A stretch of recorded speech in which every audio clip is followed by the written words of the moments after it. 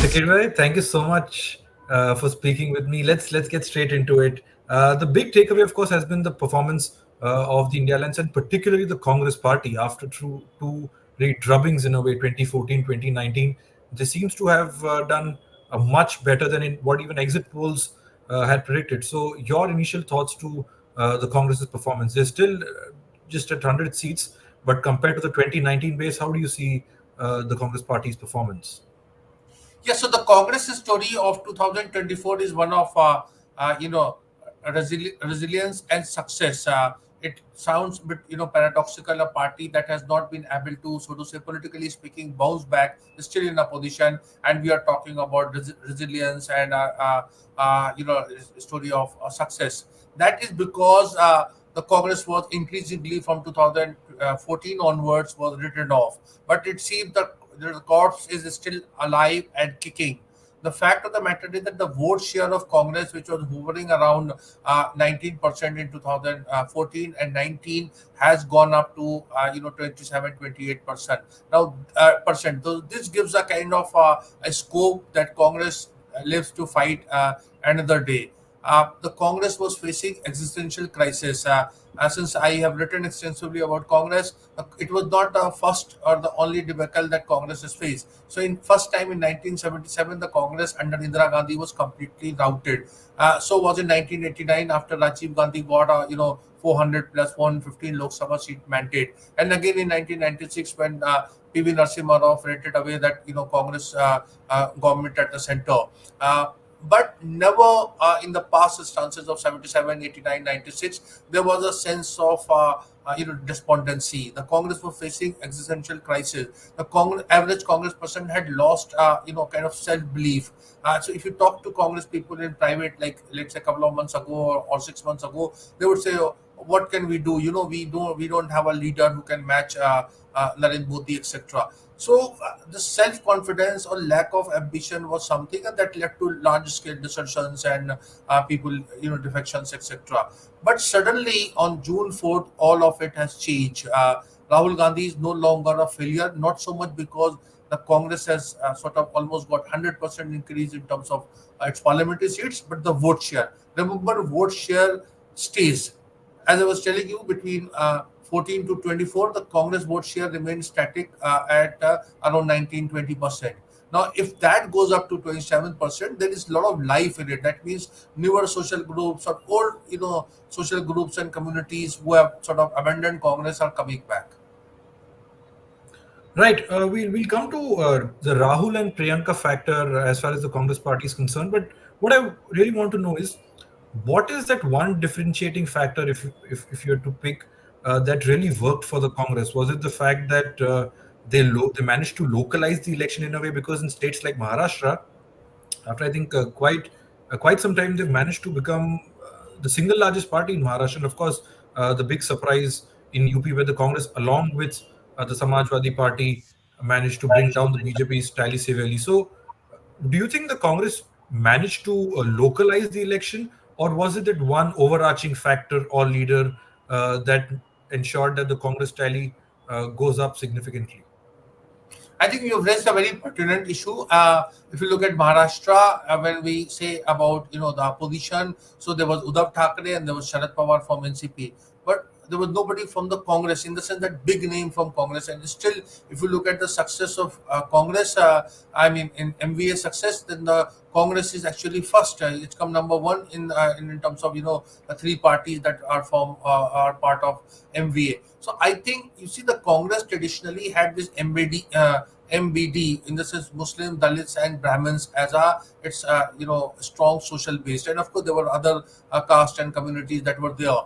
Increasingly, what happened was the Brahmins went away, and then Dalits also Mayawati's time and Kashiram. A lot of Dalits also left the Congress. This time, I see a return of that BMT. Not so much Brahmin votes, still that's a work in progress, but in terms of Dalits and Muslims, so it gave a good base for the Congress in let's say a place like Maharashtra, where you have plus Maratha community that came up in a big way with this MBA. So that gave a lot of strength to the Congress. Similarly, Dalits in Uttar Pradesh have returned to Congress, not in a very big way, but in a significant way. So therefore, as long as if you have like this kind of social base of anything about 25% or 30% or so, then you are always in contention in Indian politics. Right. In an opinion piece you wrote recently, you wrote, and I am quoting here: the BJP NDA campaign machinery went overboard with its 400 par slogan. Naturally, when the bar is set so high, coupled with the validation from the likes of pollster Prashant Kishore and the exit polls, the 240-seat victory of the BJP made it look like Modi has suffered a defeat. Would you elaborate on that point, sir? Do you think it was just the Congress alone that managed to bring down or at least put up a fight as far as the Bharatiya Janata Party is concerned, or was it a collective effort by the India Alliance with the Congress Party at the center of it? Because after all, the Congress fought fewer seats than what they did last time, and they sort of accommodated more allies than what they had last time. So, what would you attribute uh, that to, sir? So there are two things. One part is of course the BJP story where they went wrong, and then I will come to the Congress and India alliance. I think the BJP, it became a victim of its own propaganda because there was so much of hype. You see, the third term is very difficult in Indian politics, as we know. Only Nehru got it, and no one was able to get it. In world politics, also, third term is very difficult and challenging. Therefore, Mr. Modi should have put a realistic goal at just around 272. But 272 then 240 looks like very close. But instead Mr. Modi was taken in and his whole propaganda machinery, and that is where I think that that fame that Modi and Amit Shah's famed election machinery and Panna Pramukh and all are under should come under scrutiny. It's not. They are as vulnerable as any other political party. It seems they were groping in the dark, and they believed in what they thought, that if somebody is a uh, uh, is a religious minded person, then that person would want anybody favoring a construction of or grand opening of a Ram temple would necessarily be voting for the BJP. It didn't happen in Uttar Pradesh. It didn't happen in large parts of the country. So this kind of linking matters of faith, which are very, I would say, private and sentiment and spirituality, a lot of elements get in. I mean, we would require entire evening to be discussing that. I think the BJP looked at it as a very kind of easy script, and therefore they seem a bit in terms of public perception and optics. They look in a bit of a trouble, because if they had realistic goal, then it would have been seen it's a doable thing. The Congress story is actually very good because I think a lot depends on it's actually an India alliance story. It's a case of success and also case of missed opportunity. There are no ifs and buts in politics. But imagine if they had projected now. I mean, during sort of just after elections, there was a talk and speculation. What if India Alliance offers Prime Minister post to Nitish Kumar or something like that? No, but this was too late and too speculative. But the Congress and India Alliance had that in platter. If they had appointed Nitish Kumar, who was in a way architect of this India Alliance concept of India Alliance. Remember, it met for the first time in Patna. If he was made on grounds of his seniority, etc., in Indian politics, if he was made convener, if he was projected as a prime minister, today actually India Alliance would have been in power. India Alliance did nothing to cover its back in states like Andhra and Odisha, where they did not have alliance, they did not have presence. So they allowed actually Mr. Modi and BJP to stitch together this alliance. I'm sure behind all this bravado and celebration that is going on in India Alliance, there would be serious introspection also, that how they missed out. It was so tantalizingly close to India Alliance coming to power. But I think the Congress, and that credit should go to Gandhis, because we have been very critical of Gandhis also. Gandhis were able to see there was a lot of criticism within the Congress and a section of Congress that Congress should have nothing to do with Akhilesh Yadav, because it means nothing. 16 Lucknow, Uttar Pradesh ke ladke, and it was a kind of quite a disastrous campaign. But Rahul Gandhi, Priyanka Gandhi, they believed in their political instincts, and that is what leadership is all about. They went along with Akhilesh Yadav and worked very hard, and they gelled very well. I mean, I think even Jayant Chaudhary would be thinking, if he was part of it, perhaps things would have been different. But as I say, keep repeating, there are no ifs and buts in politics. But all in all, a lot of credit should go to Rahul and Priyanka for trusting their political instincts, and Mallikarjun Kharge. You see, it's like a trio.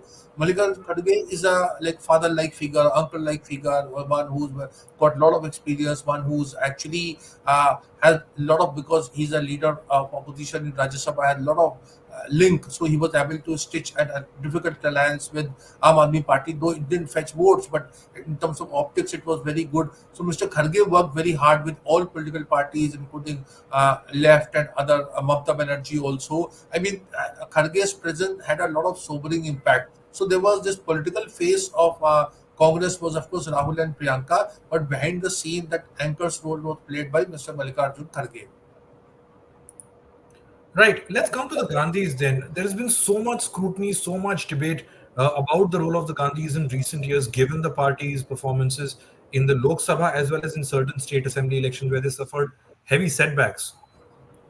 Let's start with Rahul Gandhi first. He was branded as Pappu 2014, 2015. The Prime Minister, until very recently, referred to him as Shehzada, a product of dynastic politics.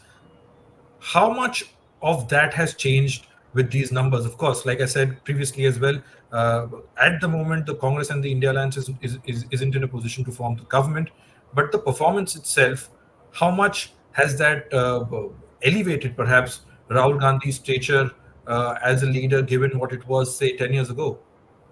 Yes, so I think Rahul Gandhi has, in a political sense, has arrived. Remember, Indian politics, politicians season when they are around, the age of 60, and 60 to 70 is considered to be golden period. Rahul Gandhi will be turning 54 in this 19th of June. This year is 1970 born. Rahul Gandhi is a little unconventional politician.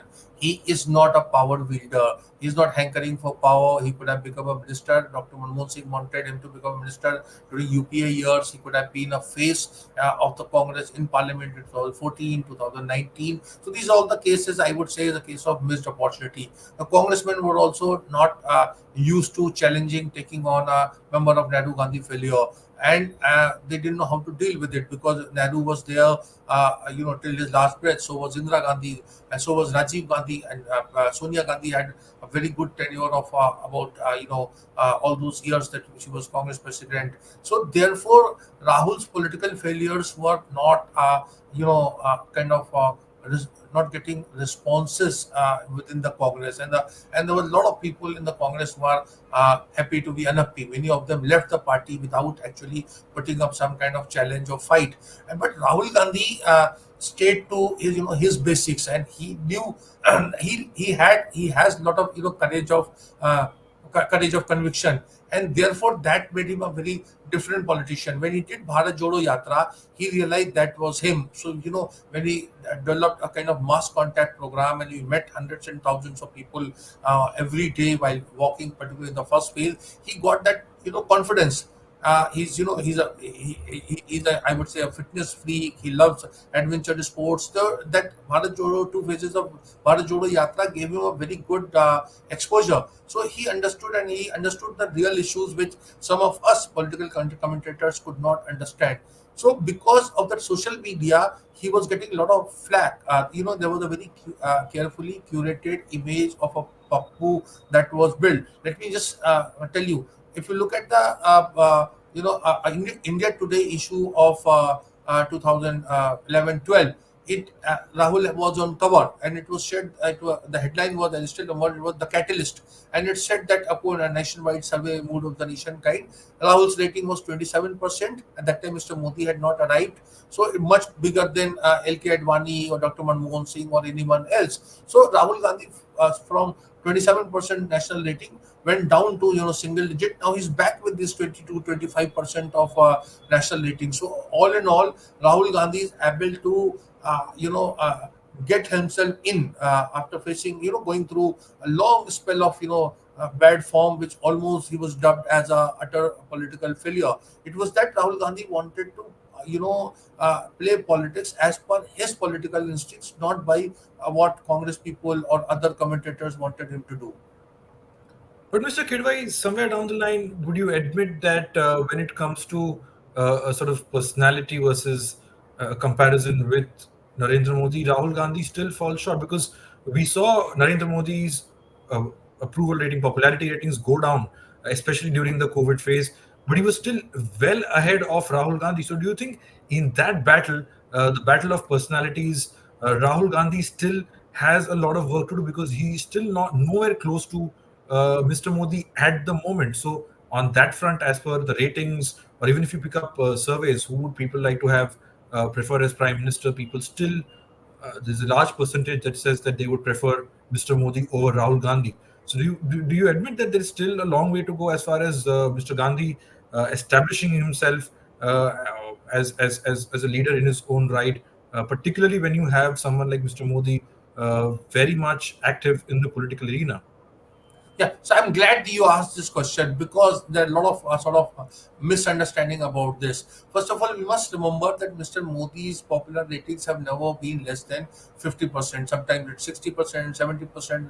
That kind of has been there. So if you look at the average, he's good 60 plus popular ratings. Now, if you look at the BJP vote share, it has never gone up more than 40%. Even in 2024, if you see it is not more than 40%. In 2014, it was 31%, and if you have 2019, then it was 38%. That means you have a situation. There are people who are liking Modi, who think Modi is thumbs up, and yet not voting for him.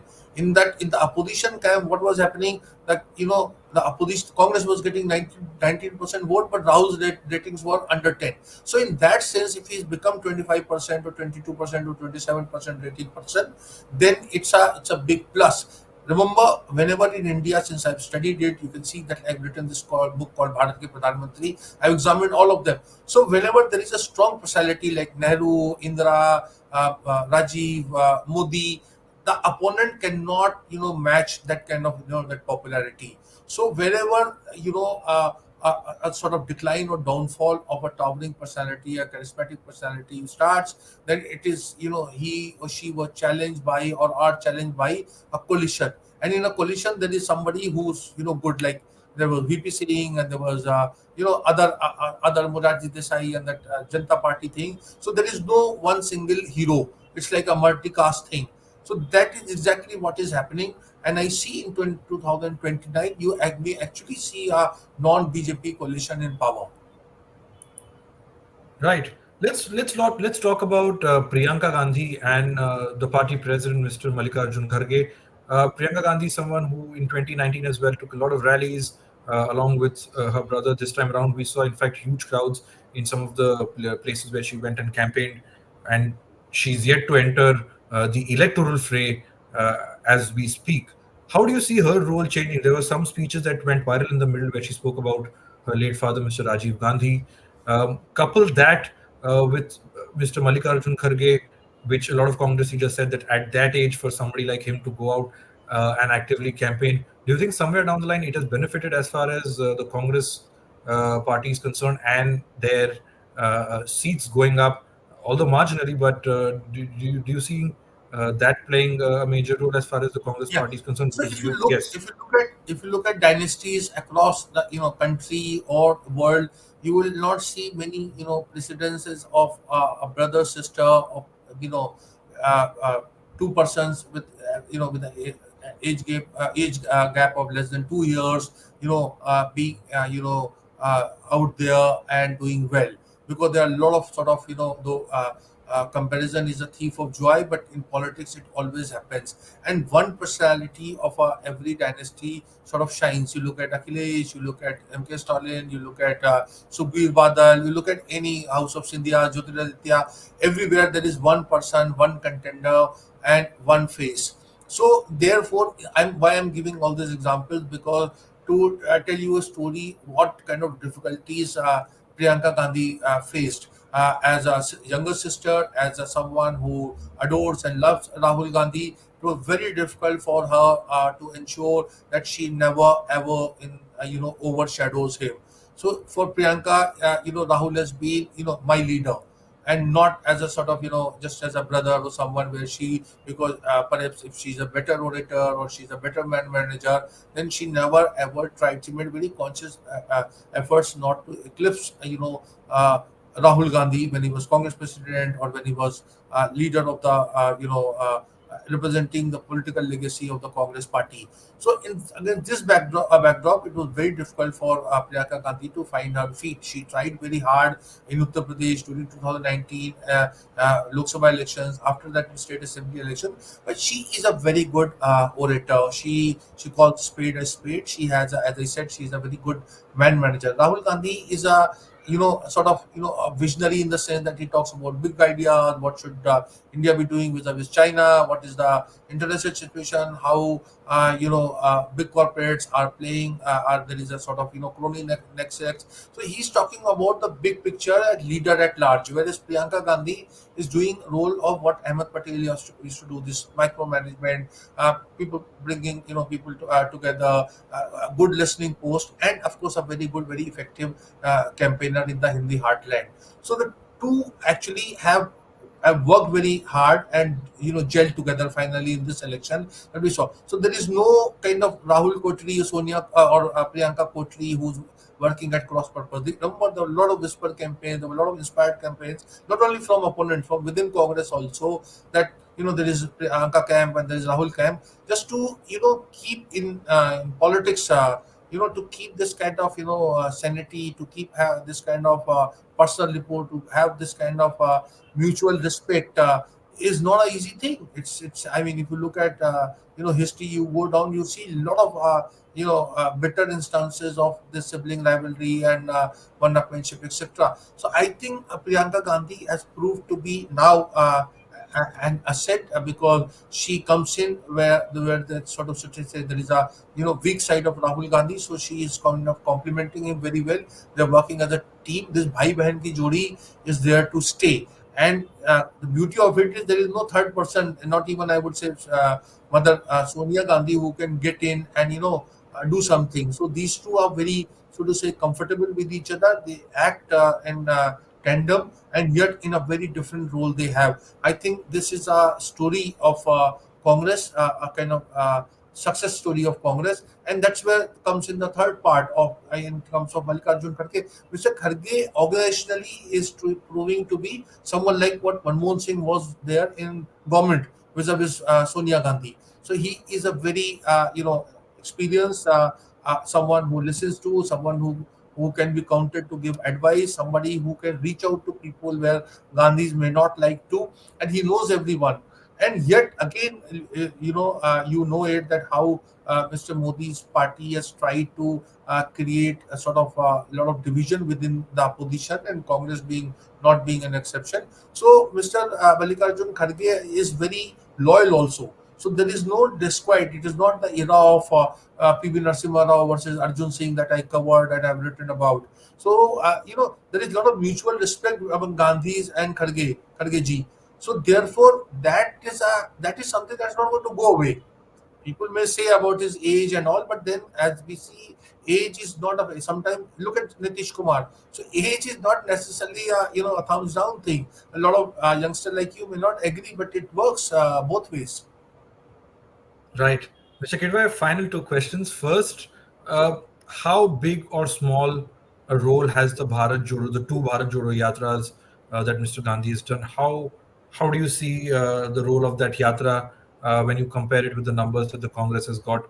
Has it had a tangible impact as far as the sentiment of the voters is concerned? Yeah, as somebody who was critical of Rahul Gandhi, particularly for his second Bharat Jodo, that Nyaya Yatra, I would say that many of us, like political commentators, we stand corrected because, as I said, it's not to do with so much with seats. It has got a lot to do with that vote share. This vote share would not have come if Rahul Gandhi had not embarked upon Bharat Jodo Yatra phase one and phase two. So full marks to him, and that is where we look at it in a very politics in a very cynical way. We look at things in an immediate sense, in form of news capsule, how they impact. But Rahul Gandhi was able to see it beyond. And remember, there is a large number of communities and people who are not benefiting from economic reforms, or the kind of the middle class is thriving from stock market to telecom boom to so many sectorial kind of advancements and development that we are witnessing in country. So Rahul Gandhi was able to sense. So Congress making deep inroads in Bharat, so to say. If you look at Bharat as something that is slightly underdeveloped and is not part of the economically well of India. I mean, I'm not making a distinction between India and Bharat for any other reason than this. So Rahul Gandhi could sense this, and this is, I think, his achievement, and I respect him for that, because I would say, I was critical of him often in my writing and pronouncements, which was, of course, my right to do so, as I am now praising him for it. Is the fact is that he sensed it. He sensed that there is rural distress, and there are things that are not very happy, and he reached out to them, and that is where the civil society movement and all also reached out to him. So picture Rahul Gandhi and picture civil society. They were two different. They were chalk and cheese. But the fact of the matter is, Rahul Gandhi reached out to 137 organizations and made them part and parcel of this Bharat Jodo Yatra. So full marks to him. I think there is a lot of application. Of course, there is nothing called absolute success or absolute failure. As I said, he has arrived, and now it's for him to consolidate. And one very important point, I think now he needs to become a visible face of the opposition. So there is leader of opposition post for the grab. The Congress has 99. Legitimately, it's second largest party after the BJP. It must fulfill role, and there is no one other than Rahul Gandhi who should be leading from the front. Right. Mr. Kidwai, my final question, fairly straightforward. Is there a Congress that can function without the Gandhis at the center of it? Like I said earlier, there's been a lot of scrutiny about the role of Rahul Gandhi, how the fact that how he's not been able to match up the leadership and the organization strength that somebody like Mr. Modi is having at the command that he has. Do you think the Gandhis should be at the center of the activities in the Congress, or should they really step aside? See, no individual is better than is bigger than the organization, and no organization is bigger than the country. So this holds true. This is very elementary. But it is for the congressmen to decide, and that is where I see the congressmen themselves are in a kind of mindset that they think that they cannot survive. It is very difficult for them to survive without the Congress party. So therefore, within the Congress, and there is a huge pool of talents. I mean, I can go on spelling out 8 10 names, but they have not fashioned themselves as leaders. So whenever they are in leadership position, they look at the right and left in the terms of, they look at Gandhis for direction. So this is a internal problem of the Congress party. And Gandhis, of course, are well-meaning people, and I think, but they have this illusion of grandeur that without them, the Congress may not be, a big success. So they are doing it as a sense of duty, as I said, in written case of Sonia Gandhi, it is her extension for love for Rajiv Gandhi that brought her in politics, and making her, even when she was not well, to sort of continue as Congress president or as a acting president, etc., for years. So this is something, of course, many people in the middle class or younger elements are not able to understand and grasp this. But this is very, if there is a Sangh Parivar that is sort of holding the BJP together, and there are a lot of dynasty-based political parties which are very successful. There is no rational explanation. These are all emotional things, and voter is tad emotional. But I think at theoretical level, Congress must prepare itself for a life beyond, Gandhis. Remember, between 1991 to 96, there was no Gandhi in active politics as far as Sonia, Rahul, Priyanka were concerned after unfortunate, assassination of Rajiv Gandhi. But Congress did survive, and Congress did well. Congress won many elections. So as I said, coming back to that, my original comment, no individual is bigger than the organization. So Congress is far superior than Gandhi's, and no, organization is bigger than the country. Of course, that goes without any further explanation. Right. We'll end it at that. Mr. Kidwai, thank you so much for taking out time from your busy schedule. I know it's been pretty hectic for you, but thank you so much for sparing time and speaking with me. To our audience, So thank you so much. I must compliment you because you raised some very pertinent points, issues that need clarity. Because you see, we tend to be very judgmental, and sometimes you see we overread and over explain things. Politics in India is a very, I would say, it's very vibrant at one level, and it's also very complex. So therefore, we must understand more so rather than making a value judgment about it. So judgment can wait, because politics is constantly evolving. What Mr.